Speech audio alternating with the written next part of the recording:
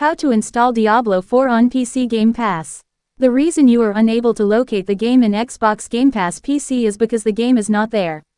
Unlike other Xbox Game Pass games, Diablo 4 needs to be installed via the Battle.net launcher after connecting it to your Xbox Game Pass profile. Here are the steps you need to follow. Download the Battle.net client first. Open the Battle.net website in any browser and log in or sign up. Hover over your profile icon and click on Account Settings. Click on Connections and link your Xbox Game Pass account. Once you have linked the account, open the Battle.net launcher and you will be able to download Diablo 4 without requiring any payment.